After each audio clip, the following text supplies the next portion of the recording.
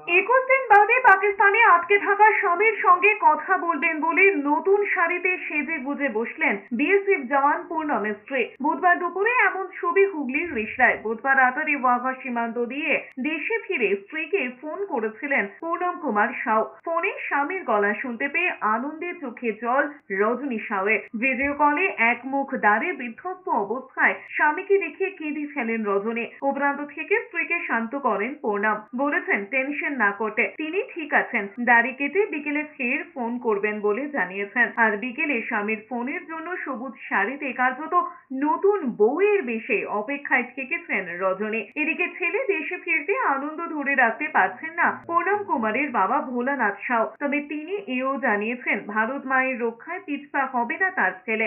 জঙ্গি দমনে প্রয়োজনে আবারও যাবে তার ছেলে। এদিকে জামাইয়ের মুক্তির খবরে স্বস্তি ফিরছে পূর্ণম কুমার সাউয়ের দুর্গাপুরের শ্বশুর বাড়িতেও। তারাও জানিয়েছেন কার্যত 21 দিন বিনিদ্র যাপন করেছেন তারাও। উনি এটাই বললেন, প্রথমে আমি ওনার গলা বুঝতে পেলাম না, আওয়াজ একটু ওনার ভারী ছিল।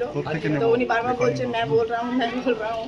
তো উনি বললেন যে আমি ভালো আছি, টেনশন নেওয়ার কোনো কথা নেই, ভালো করে খাওয়া দাওয়া করো।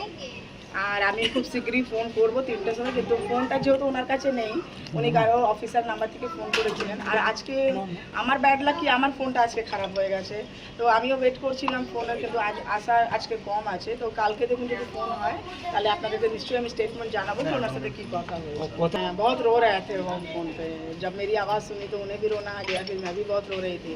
तो मैंने समझाया, देखिए यहाँ वो पूछ रहे थे मम्मी पापा कैसे हैं, मतलब सब में आके क्या टेंशन मत लीजिए, आप बस सही सलामत रिश्ता पहुँच जाइए। वैसे आप लोगों को पता चल ही रहा है कि 23-22 दिन बाद मैं आज हंस रही हूँ। तो देखिए आज एक औरत के लिए सबसे बड़ा चीज़ उसका सिंदूर है, जो मोदी जी ने सही सलामत मेरा सिंदूर मेरे पास रिटर्न किए, उनको हाथ जोड़ के बहुत बहुत धन्यवाद। हमारी जो सीएम मैडम हैं, जो हमारे चेयरमैन सर हैं, कल्याण सर है, हमारे देश के जो प्रधानमंत्री जी है, उनको हाथ जोड़ के बहुत बहुत शुक्रिया